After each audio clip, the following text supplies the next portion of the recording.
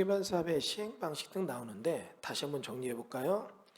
개발구역의 지정권자가 개발구역을 지정했어요. 여기가 개발구역이 지정이 됐고 우리의 지정권자는 이제 이 총체적인 총사령관이 되는 겁니다. 그럼 여기에는 개발계획 프로젝트가 나오죠. 개발계획을 보게 되면 누가 할 건가 WHO 후 시행자가 나오고 그 다음에 어떻게 할 것인가 이게 나오는데 이게 시행 방식이에요. 하우죠. 자, 그럼 여기 나오게 되는 게 첫 번째는 수용 사용 방식이 있고 환지 방식이 있고 그 다음 필요하면 혼용 방식이 있습니다. 이건 무슨 얘기냐면 여기에 이제 이후로 우리 시행자는 어떻게 할 것인가 실시계획을 세운다고 했죠? 그럼 실시계획을 딱 세우게 되면 개발구역 안에 새롭게 도시 모양이 만들어지죠. 그래서 요 내부에 기반시설은 이렇게 깔고 그러면 여기가 도로가 되고 내부에 주거지역, 상업지역, 공원부지, 아파트 시행부지가 두 개가 딱 이런 식으로 개발사업의 시행부지가 나오게 된다면 이제 요 내용에 따라서 시행 방식은 어떤 게 있냐면 기존에 500명의 원주민이 있다면 500명의 원주민을 보상해주고 다 내보내면 새롭게 조성된 토지를 신규 토지 수요자에게 공급하는 게 수용사용 방식이에요. 완전히 물갈이 되는 거죠. 환지 방식이 있다는 얘기죠. 환지 방식은 뭐냐면 기존에 땅 주인이 이 땅을 갖고 있었다면 이 땅 주인에게 이 사람이 지금 현재 여기 이 땅의 가치를 평가해서 요 새롭게 조성되는 땅이 있다면 요 땅에서 요 땅으로 돌려준다. 땅으로 돌려준다. 환지 방식이 있는 거예요. 그리고 또 필요하다면 이쪽은 수용사용 방식, 이쪽은 환지 방식, 혼용 방식도 가능하다는 얘기죠. 자, 읽어볼까요? 시행 방식. 시행자는 개발사업 지정하는 자에 대해서 다음 정하는 바에 따라 시행 방식을 정함을 원칙으로 하되 사업의 용이성, 규모 등을 고려해서 국토부 장관이 정하는 기준에 따라 시행 방식을 정할 수 있다. 그 환지 방식이 있는데 우리 환지 방식은 대지로서의 효용직립과 공공시설의 정비를 위해서 토지의 교환, 분합, 병합, 그 밖에 구획 변경, 지목, 형질 변경, 공공시설의 설치 변경이 필요한 경우 하는 거다. 도시개발사업 시행하는 지역의 지가가 인근 지역에 비해서 현저히 높다, 비쌀 때 수용 방식이 어렵죠. 보상가가 너무 많이 드니까, 예산이 안 되니까 이럴 때 환지 방식 할 수 있다는 얘기죠. 그래서 구획 정리 안 된 땅들이 뭐예요? 효용성이 떨어지니까 경지 정리해서 토지 교환 분합 병합해서 네모 반듯한 땅 등을 만들어서 바둑판 모양의 땅들의 도시 구획 정리하는 거 이런 게 환지 방식이 되는 거고 여기가 너무 수용하니까 비싸요. 그럼 보상가가 너무 많이 되니까 환지 방식으로 돌려주는 방식도 가능하다는 얘기죠.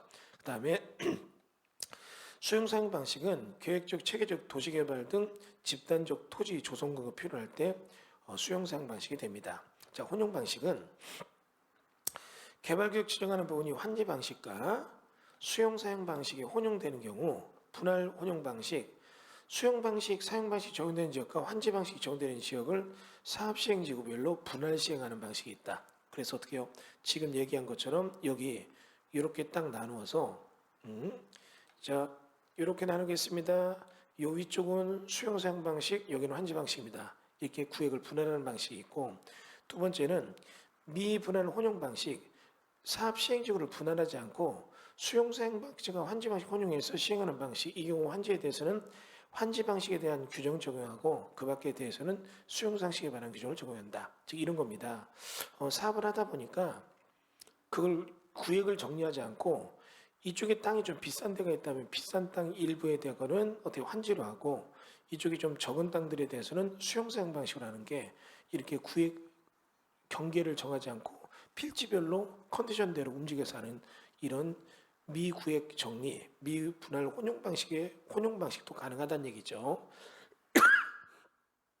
자, 시행 방식의 변경 보게 되면 우리 지금 보는 것처럼 지정권자는 도시개발구역 지정 이후 지가 상승 등 지역개발 여건 변화로 개발사업 시행 방식, 지원 방식 요건을 충족하지 못한다면 다음에 따라 개발사업 시행 방식을 변경할 수 있다. 즉 환지 수용 사용 방식에서 환지 방식, 환지 방식에서 수용 사용 방식, 시행 방식의 변경에 대한 규정이 있는데 읽어볼까요? 공공시행자가 개발사업을 수용사용 방식에서 전부 환지 방식으로 변경하는 거 가능하다. 그게 무슨 얘기냐면 수용하려고 했는데 너무 땅값이 비싸고 이후로 조성토지도 누가 안 살 것 같다. 그럼 환지 방식으로 돌릴 수 있다는 얘기고, 그다음 공공시행자가 개발사업을 전부 혼용 방식에서 전부 환지 방식으로 바꾸는 거 가능하다. 그럼 여러분 여기서는 주의할 거 1번과 2번은 누구만이에요? 공공시행자 얘기입니다. 공공시행자. 그럼 거꾸로 환지 방식에서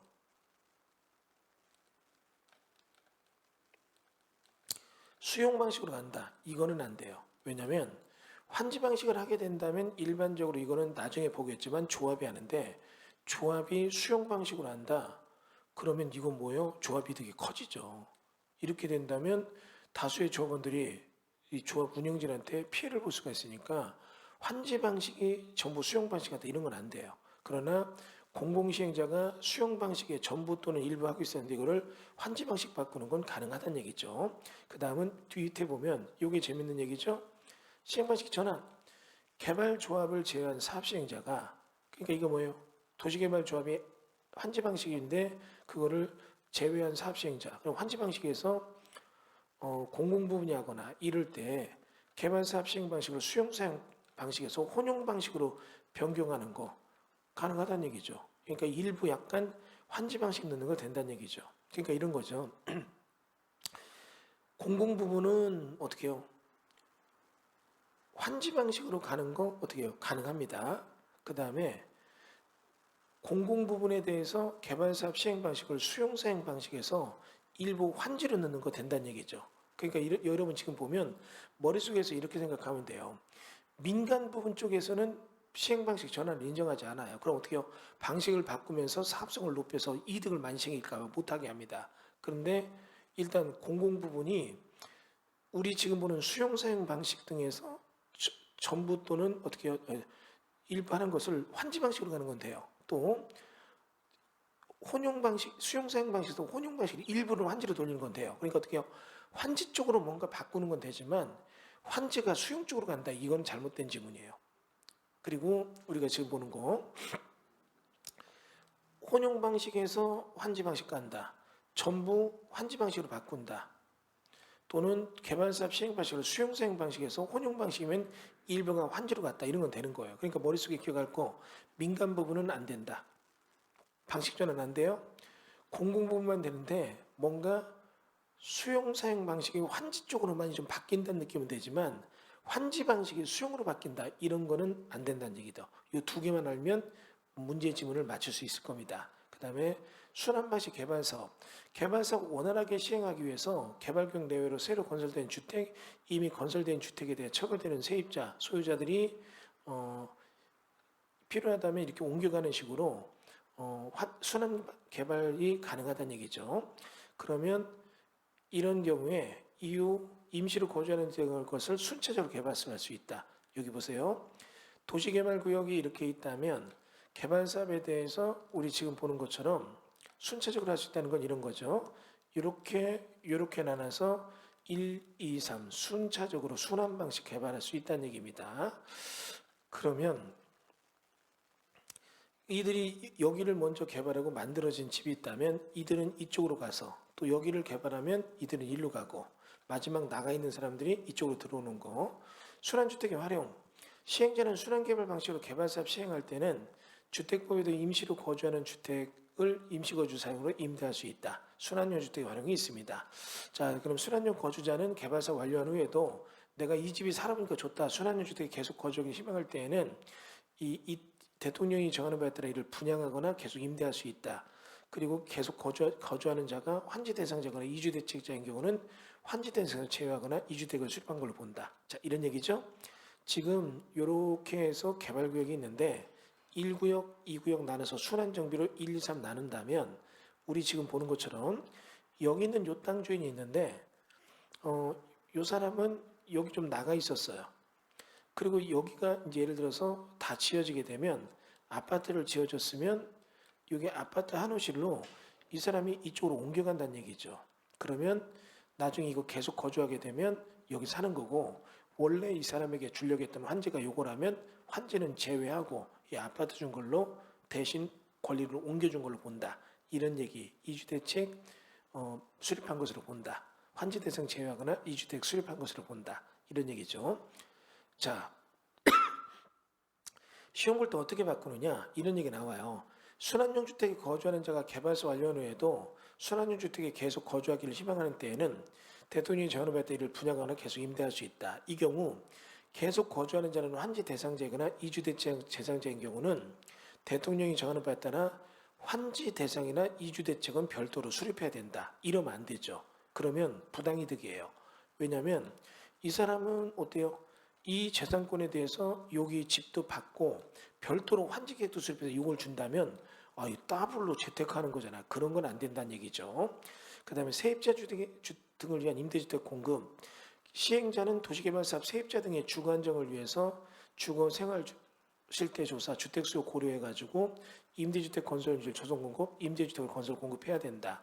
그래서 여러분 도시개발법이 이루어지는 수용지역에 살던 임차인들은 나중에 조성되는 아파트 임차권도 뭐 8년 임대 후 저가 받는 아파트도 받을 수 있다는 얘기죠. 그 다음에 임대주택 인수. 공공시행자 중 주택의 건설 공급 임대할 수 있는 자는 시행자가 요청하는 경우 개발사업 시행으로 공급되는 임대주택 건설용이나 임대주택을 인수해야 된다. 자, 그 다음에 도시개발사업 분쟁 조정위원회 구성 등 이것도 간단히 읽어보세요. 자, 다음은 자 수용 사용에 따른 시행 방법 나누는데 요거는 잠깐 쉬었다 갈까요?